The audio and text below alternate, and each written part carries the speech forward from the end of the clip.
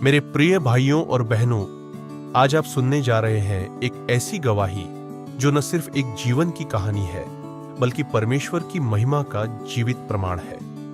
यह गवाही है अपोस्टल डॉक्टर अंकुर यूसुफ नरूला जी की।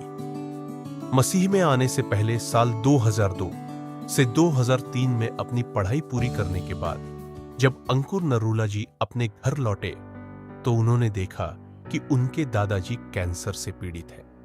उन्होंने लोगों से सुना था कि मसीही लोग प्रार्थना करते हैं और लोग चंगे हो जाते हैं, लेकिन उन्होंने कभी इसमें रुचि नहीं दिखाई। उनके परिवार वाले दादाजी को चर्च लेकर जाते थे, लेकिन उनका खुद का विश्वास उस समय तक नहीं बना था। कुछ समय बाद उनके माता पिता भी चर्च जाना शुरू कर दिए, लेकिन अंकुर जी ने इसका विरोध किया। उन्होंने कहा, क्रिश्चियन मत बनो, ये कुछ नहीं है। वो मंदिरों में जाते थे, धर्म में गहराई से जुड़े थे, परंतु उन्हें नहीं मालूम था कि यीशु धर्म नहीं बदलते, जीवन बदलते हैं। जीवन में अंधकार की घड़ी 2004 में एक कुत्ते के काटने से उनका मानसिक संतुलन बिगड़ गया। बार बार अटैक आने लगे। इलाज करवाया, डॉक्टरों से लेकर हर जगह प्रयास किया, पर कोई लाभ नहीं हुआ। वो गहरे अवसाद में चले गए। आत्महत्या का विचार हर दिन उनके मन में आता। वे सोचते, अब बस, मैं इस जीवन से थक चुका हूं। आशा की किरण उसी समय उनके घर में एक मसीही दंपति आए। उन्होंने कहा, चिंता मत करो, हम तुम्हारे लिए प्रार्थना करेंगे।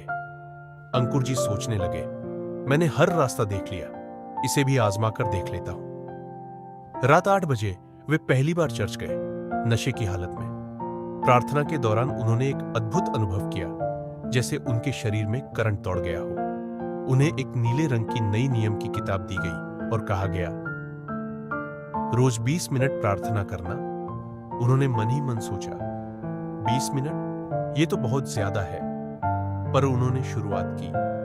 परिवर्तन की प्रक्रिया उन दिनों वे जुए और नशे के आदी थे। एक बार पूल क्लब में उनका झगड़ा हो गया, जिस वजह से इस सब से उनका मन टूट गया। फिर चर्च से एक कॉल आया, क्या आप रोज शाम को चर्च आ सकते हैं? उन्होंने कहा, हाँ। धीरे धीरे उन्होंने बाइबल पढ़ना शुरू किया।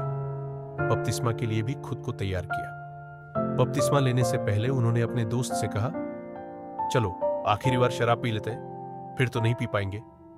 लेकिन उसी समय उनके पास्टर ने टोक दिया और उन्होंने उसी दिन से शराब, नशा, जुआ सब कुछ छोड़ दिया।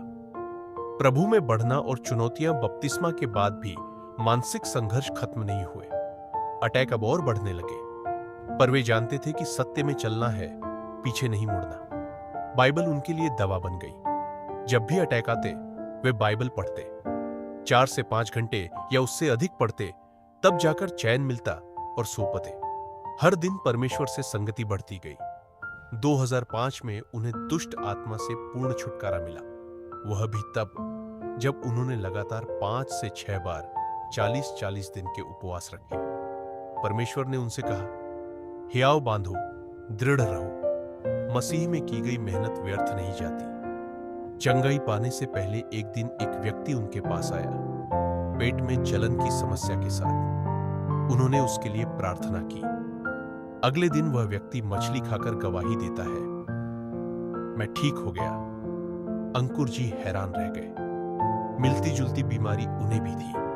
गुस्से में आकर उन्होंने सारी दवाइयां फेंक दी और परमेश्वर से कहा, अब मैं दवाई नहीं लूंगा। और उसी दिन उन्हें भी चंगाई मिल गई। सेवकाई में वृद्धि वे अफ्रीका के एक प्रभु के दास को अपना मेंटर मानते थे, जो अब प्रभु में सो गए हैं। 2007 में परमेश्वर ने उन्हें बिना एड्रेस के एक मसीही परिवार तक पहुंचाया। वहीं से खाम्बरा कलीसिया की शुरुआत हुई और फिर प्रभु ने उन्हें बहुतायत से उपयोग करना शुरू किया। आज अंकुर नरूला मिनिस्ट्री भारत की सबसे बड़ी और सबसे तेजी से बढ़ने वाली चर्च सेवकाई बन चुकी है।